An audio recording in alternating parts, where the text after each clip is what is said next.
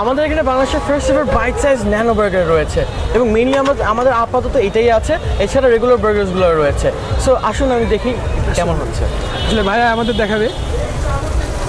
So এই যে আমরা হচ্ছে ফ্রেশ চিকেন থেকে ম্যারিনেট করে রাখি 2 to 3 আওয়ার্স, এভরিডে বাজার করা হয় সকাল সকাল।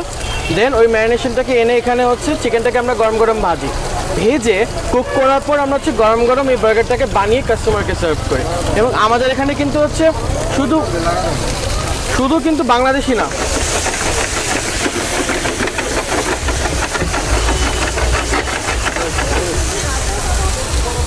আমাদের এখানে কিন্তু শুধু যে বাংলাদেশি অডিয়েন্স আসছে ট্রাই করার জন্য এমন না, আমাদের এখানে কিন্তু ফরেনাররাও ট্রাই করে।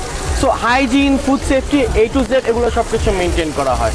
আর জেনে খুশি হবেন যে প্রত্যেকটা সেলস আমরা যেটা করি সেখান থেকে একটা অ্যামাউন্ট আমরা সোশ্যাল কাজে ডোনেট করে থাকবো। তো ওভারঅল হচ্ছে এই জিনিসটা আমরা করে থাকি। ওরে বাবা, এই যে দেখুন,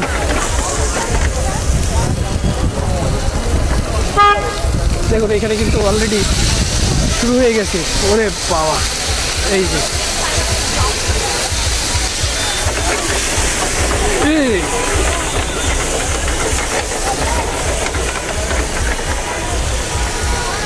দেখুন এখানে কিন্তু অলরেডি শুরু হয়ে গেছে একদম। তো হচ্ছে এই, তো ভাই আপনারা এখানে সপ্তাহে কতদিন থাকেন? সো আমরা অলমোস্ট এভরিডেই আছি, আমাদের আপাতত কোনো হাফ নেই, আমরা প্রতিদিনই সেল করছি। সো বেসিক্যালি আমি যেটা করি কি, সকালবেলা উঠে আমি বেসিক্যালি ইউনিভার্সিটি স্টুডেন্ট, আমি প্রেসিডেন্সি ইউনিভার্সিটিতে 4th সেমিস্টারে আছি রাইট নাও। তো সকালবেলা ক্লাস শেষ করে বাজারটা করি, করে বাজারটাগুলো আমরা প্রসেস করি, করে বিকালের দিকে হচ্ছে আমরা এখানে রাতের কাবাবের যে গলিটা ল্যাভেন্ডারের, এখানে বার্গার কিংয়ের অপোজিটে যে ল্যান্ডমার্কের বিল্ডিংটা, এই ল্যান্ডমার্কের বিল্ডিংয়ের সামনে হচ্ছে আমরা বিকাল আপাতত 7টা থেকে 8টা থেকে শুরু করছি। আমাদের ইচ্ছা আছে কিছুদিন পর আরও তাড়াতাড়ি শুরু করার।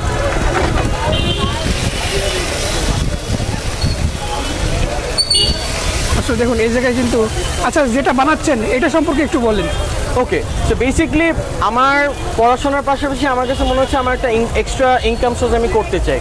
তো সেক্ষেত্রে আমি বিভিন্ন জায়গায় পার্ট টাইম জব করেছি, আমি পিজা বার্গে কাজ করছি, শেক রিপাবলিকে কাজ করছি, কর্পোরেটসেও কাজ করছি।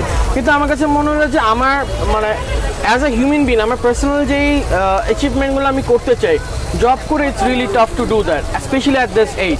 কারণ এখন কিন্তু মানে এই টাইমে বা আমার যেই স্টেজে আছে আমি কিন্তু খুব একটা ভালো স্যালারি বা পাবো না। যেই অ্যামাউন্টটা ডিসেন্ট অ্যামাউন্ট যেটা পাওয়া যায় that is not enough for me, বা আমার কাছে মনে হয় যে it's not enough for anyone.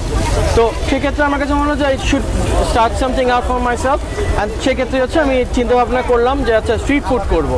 তো স্ট্রিট ফুডে তো অনেক ধরনের আইটেম আছে রাইট, তো সবাই তো অলমোস্ট সিমিলার একটা আইটেম করে। তো আমার কাছে ইন্টেনশন ছিল যে আমি ডিফারেন্ট কিছু একটা করবো যেটা বাংলাদেশে এখন পর্যন্ত কেউ লঞ্চ করেনি। তো সেক্ষেত্রে হচ্ছে যে টার্কিতে মেইনলি হচ্ছে এই বাইট সাইজ ন্যানো বার্গারটা পপুলার হয়েছে।